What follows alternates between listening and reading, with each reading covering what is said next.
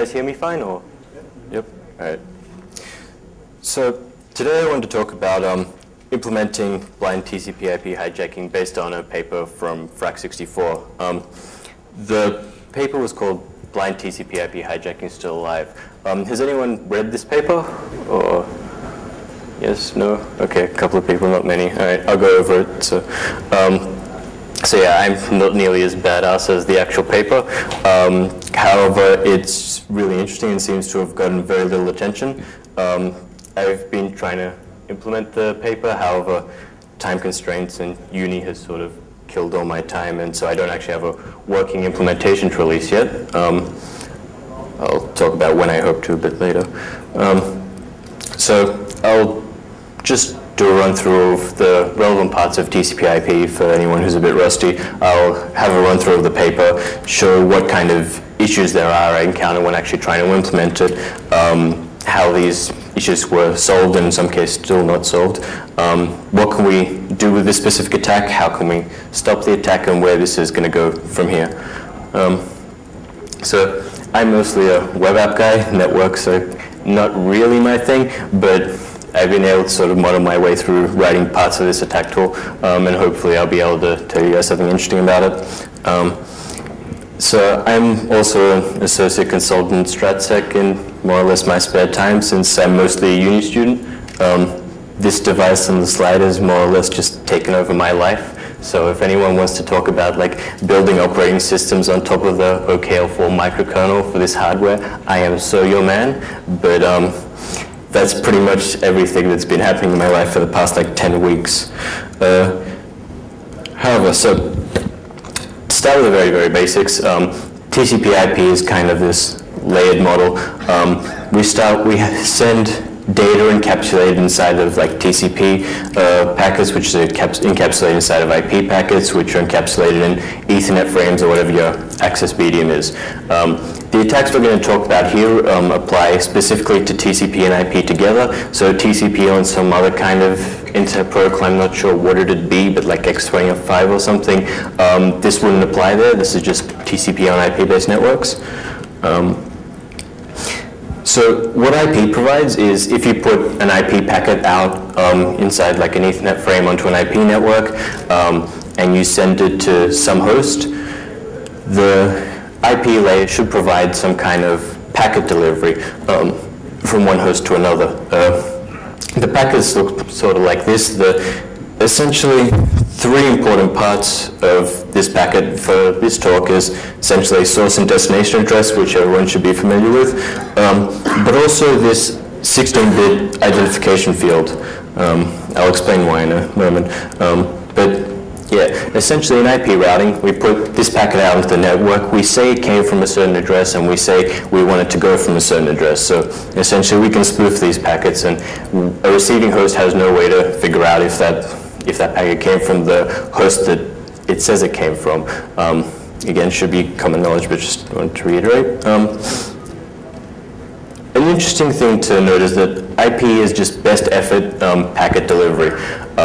It provides no concept of connections. It might lose packets, it might reorder them, which sort of explains some of the design choices that have had to be made in TCP. So this identification packet that I pointed out in the IP header is used, as far as I can tell, to allow for IP fragmentation. If you have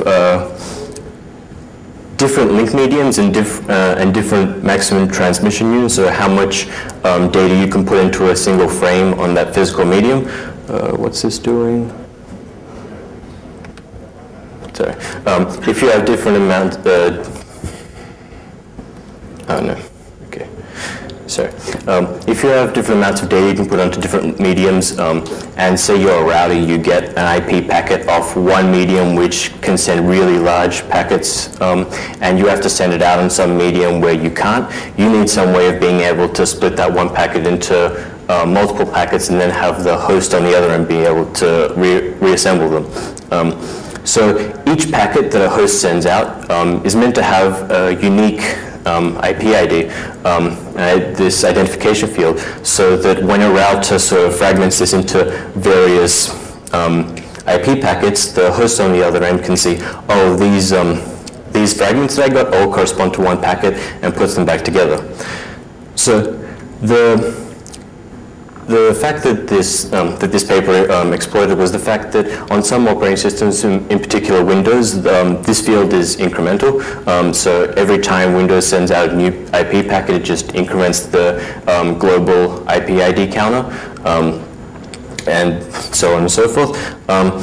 So in most cases, since like the maximum transmission on most networks is fairly high for what we're going to do, one IP datagram is pretty much equivalent to one IP packet. It obviously can be different, but largely isn't. There are some operating systems where this number isn't simply incremented, but there's some kind of pseudo-random number generator. There has been analysis of these that found that they were weak. However, I'm not going to specifically look at this case, but it can be worked with if you can predict like values a couple of, say, 1,000 into the future. So the relevant parts of the TCP packets we need to look at are obviously the source and destination port, which specify a connection, and these sequence and acknowledgement numbers. So when we have some kind of TCP connection, what we really mean is we have like this, we're sending packets from one IP to another, from one source port on the source IP to the destination port on the destination IP. And this sort of full value tuple specifies the connection. In addition to this, we have these sequence and acknowledgement numbers, which are mostly used to just achieve reliable data transmission, but essentially provide the only real security in TCP. The reason for this is when you send a packet to that for a value tuple of IPs and ports, when a host gets a packet on what is that connection, it validates the sequence and acknowledgement fields to see if it's expecting these particular bytes of the stream at this time. So when you bootstrap a connection, when you do like the TCP three-way handshake, you essentially transfer a sequence number to the other host and you get one back. And every time you send a byte, it essentially has a sequence number attached to that byte. Some flags do as well, but it's largely irrelevant here. So we number each of these bytes, and when we send a packet, we send the sequence number as the value of the first byte in our packet. The ACK number we send is the value of the, is meant to be the last packet we got from the other guy. When this is validated on the other end, it's done in implementation-specific ways, but essentially this is meant to say, this is the last packet we got. Everything before that, don't worry, we have that all. Another thing from the TCP header that we need to note is the window size. TCP controls the amount of data clients are meant to be able to put onto the wire at any one time without receiving acknowledgement of them. This is obviously variable for different hosts and networks and things, but during essentially the sort of startup periods of connections, these windows are kind of negotiated. So that, say, on Windows by default, it'll accept up to like 64K of data without it needing to be sort of acknowledged. So after we sort of say, if we're conducting this kind of attack where we want to inject data into some kind of TCP connection, that's the IPs and ports, and one of the hosts gets a packet, to check if it's valid, the checks it does is, well, first it checks that the packet isn't malformed and similar things, but it checks that the sequence number is greater than or equal to the next byte we expect and is less than the sequence number plus the window size. So we'll accept any sort of byte in the stream within that window size. This is necessary because, again, IP can drop packets, IP can reorder packets. Implementations also sometimes check the ACK value. Essentially, the check that should be done here is that, is this something we have sent? And this isn't something that that's lower than what they've acknowledged. It should really just be, is this something we have sent before? However, we'll see how this actually pans out. But before we go on, so what is this blind TCP hijacking that I want to talk about? Essentially, we want to be able to inject data into arbitrary TCP connections that we cannot sniff. So they're going across the internet in some place where we haven't compromised a box, but we still want to inject into that connection to, say, compromise a telnet session or similar. So the things we need for this largely are the IP addresses for both machines, the server port where they're connecting to. This is largely predictable if your telnet's probably going to be on port 23, and even if you don't know this, you can sort of usually port scan the sort of server to figure out what port the client's going to be connecting to, and this port is usually fairly static. The things we really sort of need to determine in some kind of attack tool would be the client port, the port the client's connecting to on the server. These are generated in different ways on different operating systems, and the sequence and acknowledgement numbers that are tied to these connections. So, some history of how these things sort of evolved from what I can tell. The sort of earliest attacks were when TCP implementations either always started with some specific sequence number, or had some trivially predictable sequence number, or had like some system-wide sort of starting value. And you didn't need to really know much other than the IPs and ports, because the sequence numbers you could guess in a very small amount of packets and just inject data into TCP connections. This was sort of fixed, and we got like pseudo-random number generators to generate our sequence numbers for us, which sort of seemed to be the way to go, but there was some analysis done of them which showed that these pseudo-random number generators were often actually predictable by Michael Zalewski. I also recently found out that he talked about an attack where if IP fragmented a TCP packet, you could essentially inject, you could send another IP packet. If you could guess the correct ID that some IP network had fragmented, then you could get your arbitrary data sort of appended to a TCP packet with an already valid header.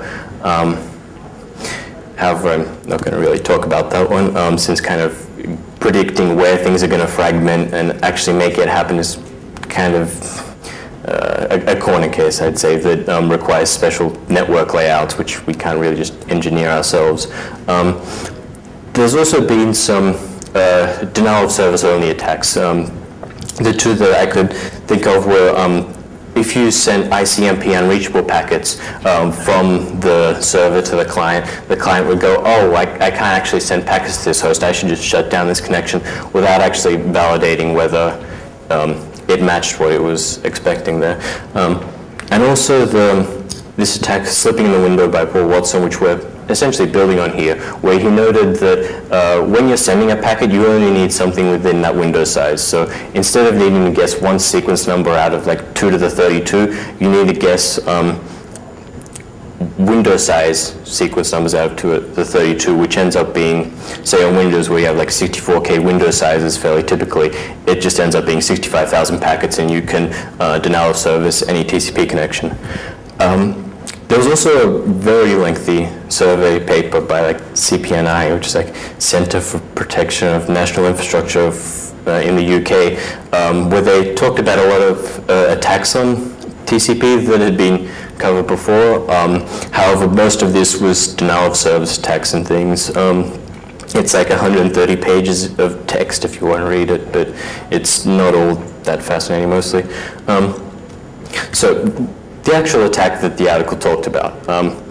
If we know of a connection where a client is vulnerable or has these incremental or predictable IP IDs, we can send specially crafted packets to the client or server to get the client to send a packet in one situation when our guess was right or wrong, and not send a packet in the other situation when our guess was wrong or right.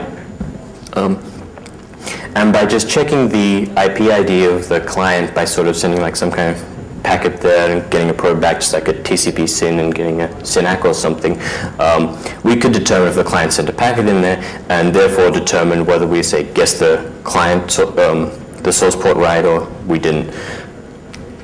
So who are we going to focus on in this thing, just to sort of give us concrete examples? I keep bringing up Windows because Windows is the client that the paper focused on, and is really easy to attack, more so than any other sort of OS or device I've been able to find. It also notes NetBSD as vulnerable, but I haven't really looked into that. I did poke around on the internet a little, and found this Juniper JunoOS 9.0R 3.6 router that had incremental IP IDs. These things still seem to be administered with Telnet. Some of them you can Telnet into and say, hey, who's actually on this machine? And then you have the IP of who you want to sort of attack right there. They don't have another requirement, which I'll talk about later, but maybe it'll be possible to attack them anyway. So the first part of the paper talks about determining the source port of a connection. What we want to do, we want to sort of, like I said, generate a scenario where we make a guess, we sample the IP ID of the client, we make a guess, send some packets, then sample again, and by seeing if the IP ID changes or not, we know if we guessed right or wrong. In this case, it's kind of convoluted, so I'll have pictures in a moment. So we spoof a SYN packet to the server, pretending to be coming to the client. We set the destination port to the one we think the client's going to be connected to. And we set the port, the client port, to what we want to sort of check if that's the one they're on. If we guess the client port correctly, the server sends back an ACK packet saying, okay, sweet, if we guess it correctly, the server sees the packet, sees it's already part of a connection, but sees that the sequence numbers are wrong. And it says, sorry, no, this isn't what you want to send. You wanted to send with these sequence numbers. So a client which actually gets this back can sort of resynchronize itself. However, if we guess wrong and we got the client source port incorrect, then the server treats this as the client wants to start a new connection from a different source port and sends back this SYN-ACK packet, to which the client will respond with an RST packet because it does know about it. So, so if we guess right, the client sends nothing. If we guess wrong, the client sends a packet. In pictures, if we have like our client talking to some IRC server or something, and we're the attacker on the other side of the internet and we can't see what's going on there, but we'd really like to put stuff in there to that tube. We send the TCP packet into like the cloud, and it goes to the server. The server thinks it came from the client. I didn't bother listing the IP up there because we'll just assume the IPs are for the client and server for the moment. But we send this SYN packet to say essentially like start a connection, please. The server responds, sure, we can do that because the source port which we set is 1234 isn't the port that the client already has a connection on. So server replies back, okay, we'll start this connection. But when the client gets that packet, it'll say, I don't know where that came from, like I didn't start that connection. And it will send a packet back to the server saying, sorry, please reset that connection. I didn't actually do that. In the other case, as I explained before, if we sort of send it onto this IP port channel, the server will think it came from onto that particular channel, but it will say the sequence numbers are wrong. So it will reply with an acknowledgement. This is relevant because when the client gets this acknowledgement, it won't send anything back, because if it did, you just result in this ACK storm which just flooded all our networks. So when a client gets this valid ACK packet, it just drops it. Because it already knows a sequence number, it doesn't really help it at all. Are people kind of following this? This one's kind of a bit harder than the others. Yeah? Okay, I don't see any huge head shaking, so I'll try to go on.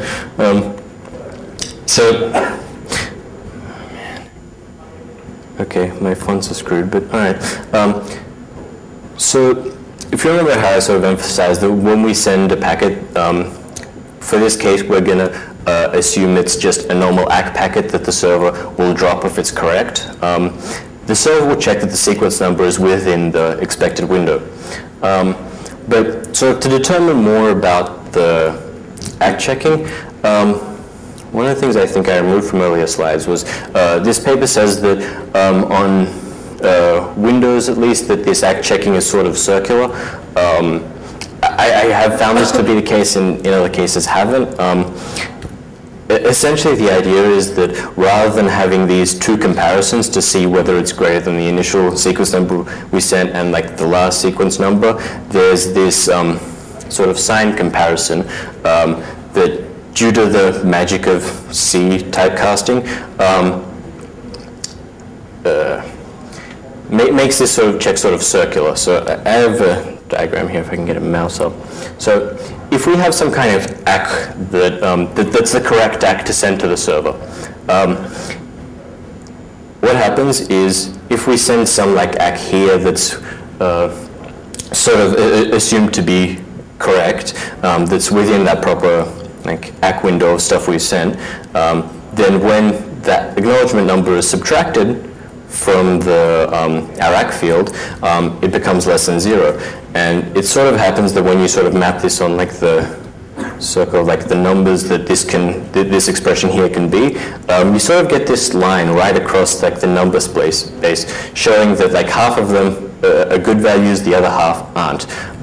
So if you pick any two numbers that are 2 to the 31 apart, they're going to be correct because they're going to be on opposite sides of kind of this circle of numbers. So we use a very similar idea to part 1. We send ACK packets, which are meant to be dropped if they're valid, to the client this time instead of the server. We don't have this nasty reflection to deal with. If the sequence number is valid, then since we sent two packets with the ACKs 2 to the 31 apart, one of those packets will be correct, one of those packets will be incorrect. So if we guess the sequence number right, the client should send one packet back to the server. If it's invalid, it should send 2 because because even though one of the ACKs is correct, the sequence number is wrong on both of them.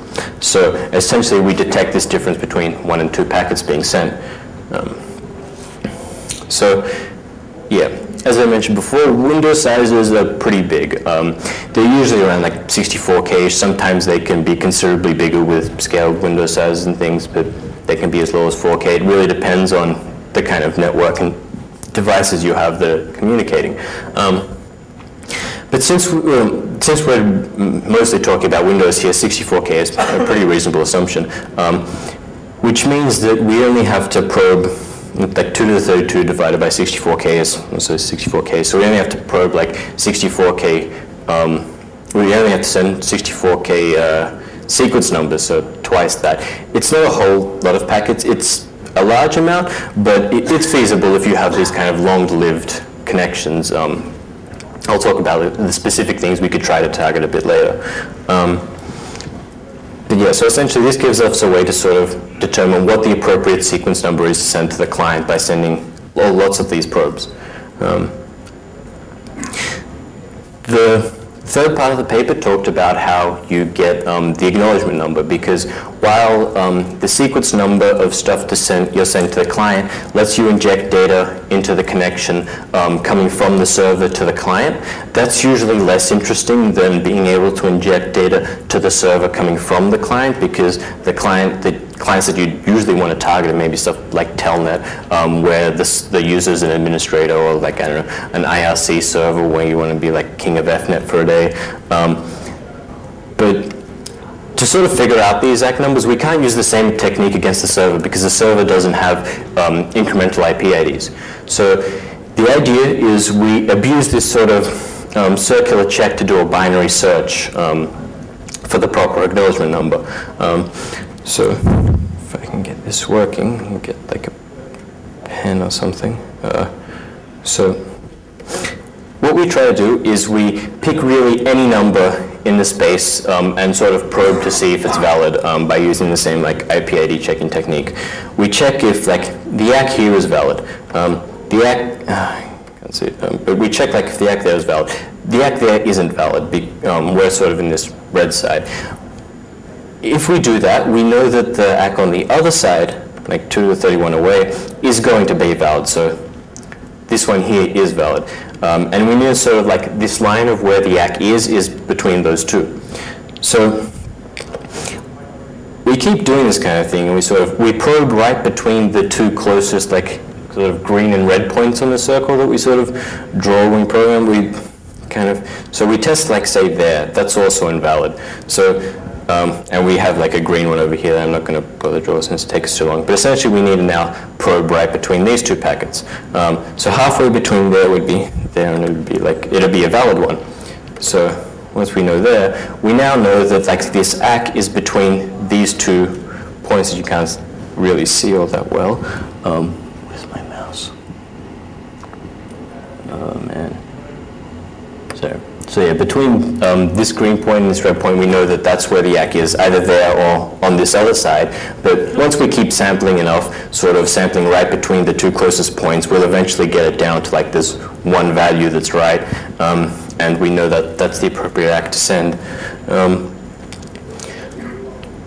So, wow, my fonts are really broken. The problems that you sort of encounter with trying to run this in the wild, the biggest would be that your clients that you'd want to target are mostly behind NAT. So actually being able to probe them for IP IDs isn't the most trivial thing in the world. You can't just send them packets and they'll respond. I'll talk about possible ways to get into this later, but some other things that, like I said, some of the routers I found, like the Juno OS one, have predictable IP IDs. They have huge scaled windows, but they don't have this circular ACK checking. They have a much better case where like they check like the last, like the ACK that you're meant to send minus the like minus 5,000 is about like the lowest you can actually send. So this makes actually searching it much harder and actually finding out what valid ACKs are very tricky. But yeah, there are many different many scenarios that aren't really covered here. The clients behind that scenario, with some really trivial social engineering, you can get around this. Like my colleague Paul did a talk about how you can get like PDFs to persist until like the user essentially shuts down their machine or like kills the process and task manager. If you get the user to open up one of these PDFs, you can keep this TCP channel where you can probe for IP IDs alive for hours on end while you run this attack. And yeah, any situation though where you can send a packet to a host and get it to respond is enough to probe for the IP IDs and theoretically conduct this attack. The problem I found actually trying to implement this thing on Linux was that there's no actually easy way to get access to the sequence of acknowledged numbers you're meant to send for a connection. So just the nasty hack is you can sort of just send a packet to yourself pretending to be the other guy, and you'll spit out the numbers and you can sort of sniff them off the network. The case with routers, yes, most Cisco gears has all their IP IDs set to just 0. Juno OS again seems to have incremental IP IDs.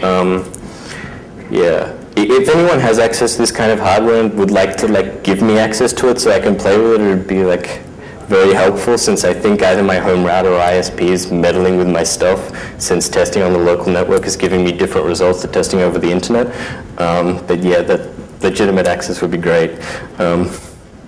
So the overall problems with this kind of attack, well, it's not listed here, but we actually have traffic going on these hosts. These hosts aren't completely idle. These sequence and ACK numbers and IP IDs aren't just static. We can't just conduct this attack in a vacuum. All these parts also rely on detecting packets not sent. So if there's some kind of traffic spike, we all of a sudden get false negatives, which are kind of a bit worse than false positives, because we have to either sort of detect that we had a false negative somehow, or scan the whole space again, which is bad, obviously. And the first part, where you're trying to find the client port, it relies on reflection, which is really a pain in the ass because you need to also you need to get the timing right. You're not sending all your packets to the one host. Like, even though IP doesn't guarantee no reordering, most of the time your packets do kind of get there in order. But when you're not sending them to the same host, you need to sort of figure out the timing it takes to get for the packets to get from you to the server to the client, and the client to send one out, so that you can do your IP ID probes properly. And of course, they rely on a reachable port. So the problem specific to the first part of client port scanning, we're sending them to two separate destinations. The timing issues are just a pain in the ass, and I found ways to not actually have to deal with it.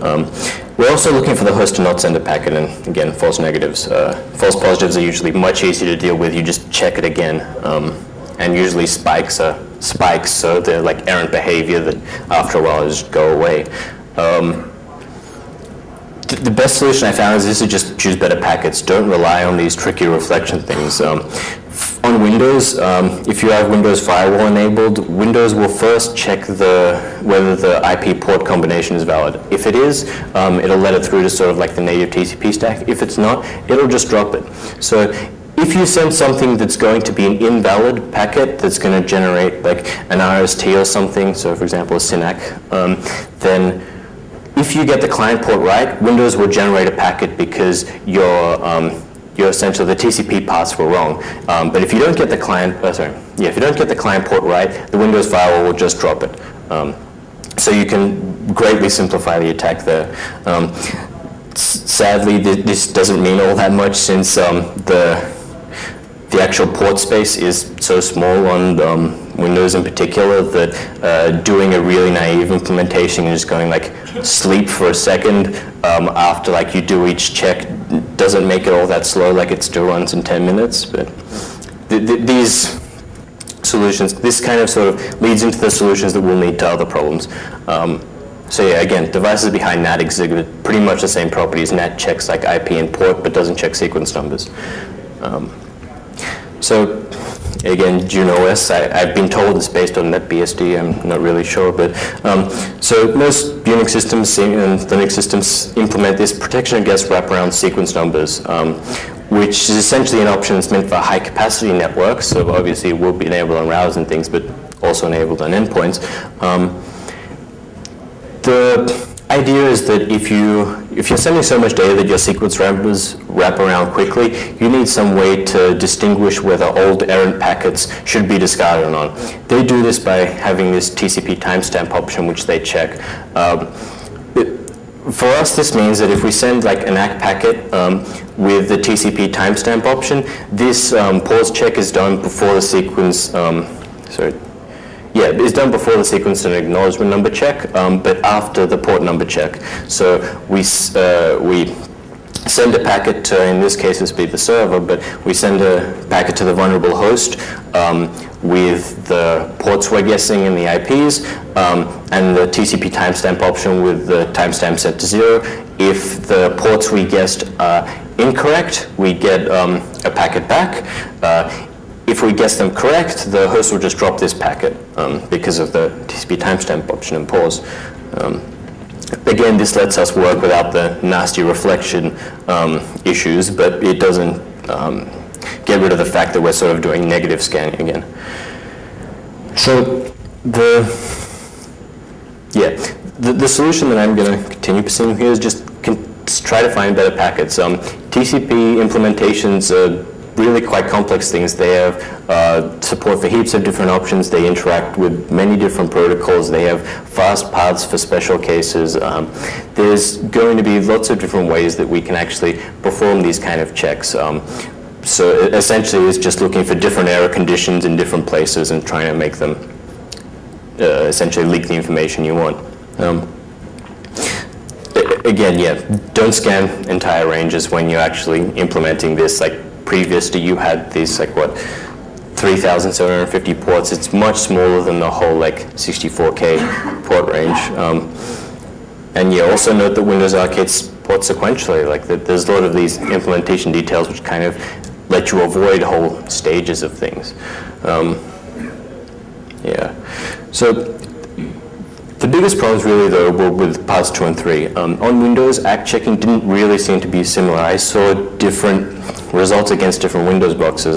Against my box, I saw that if I got the ACK exactly as what it was meant to be, I saw this circular sort of ACK checking condition. But if I didn't, the ACK checking just wasn't done at all.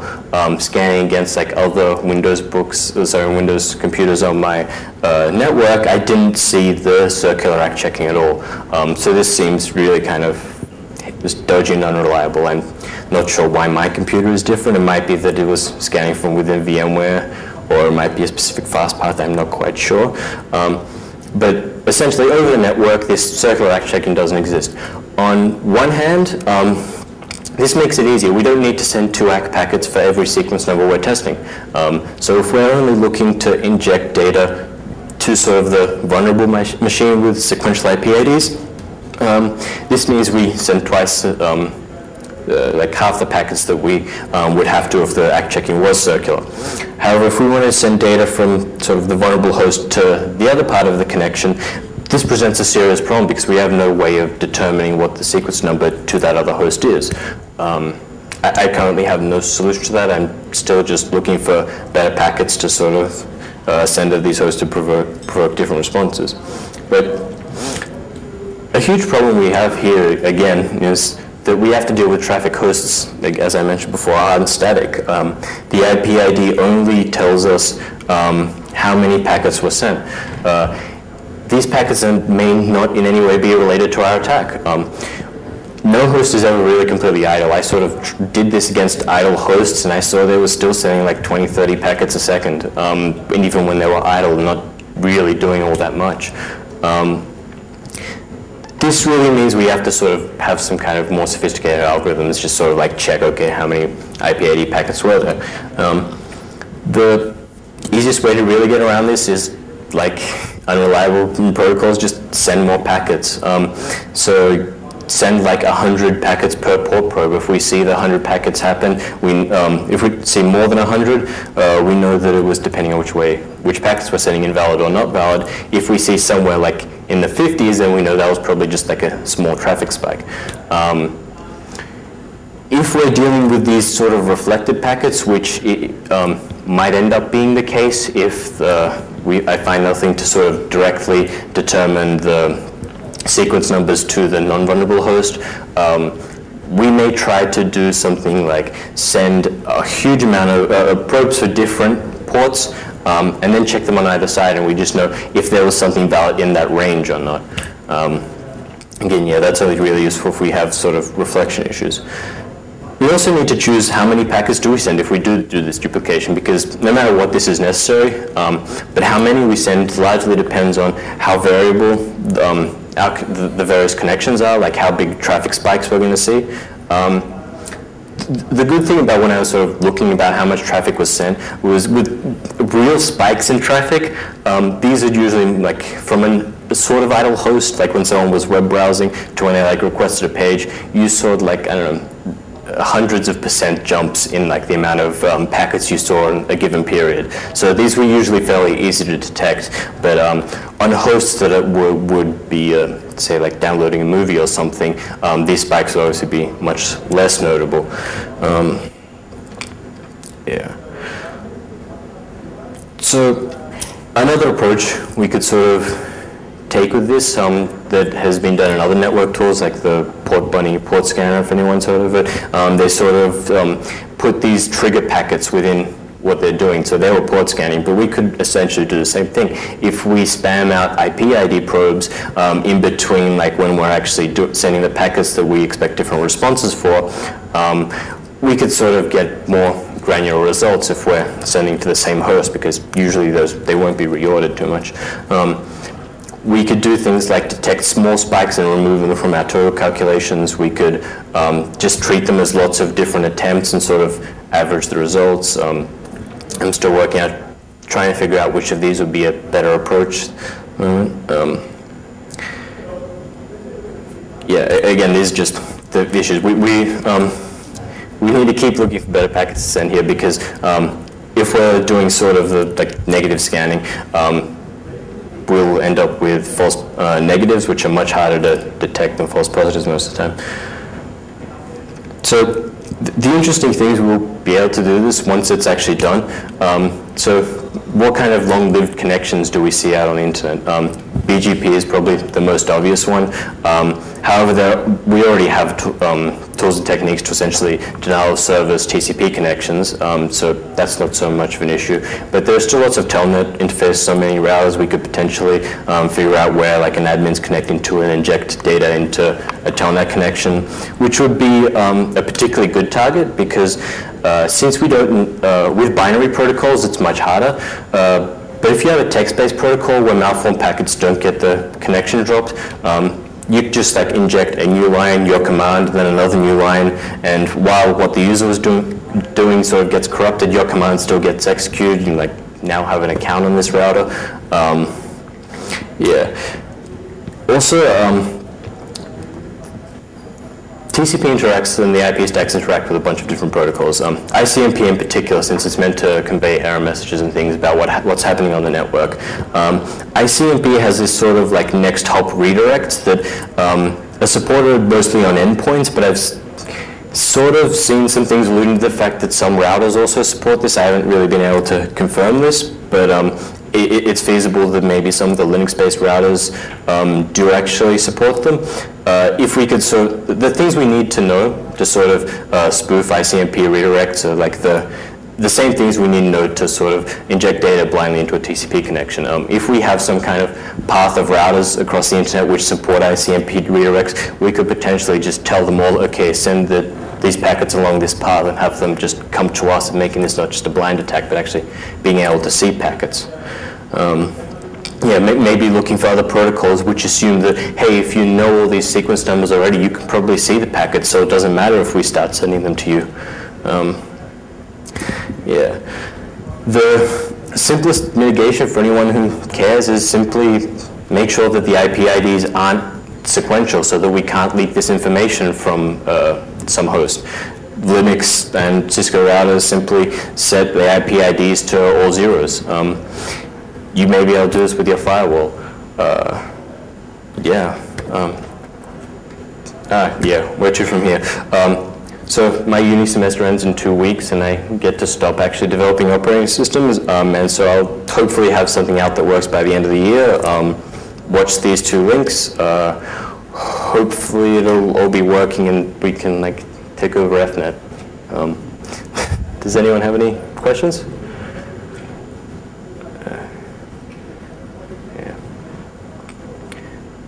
Also, if anyone is like a network ninja, please come talk to me. I'd love to discuss this and like places where it could go and like get your advice on like where this could be taken.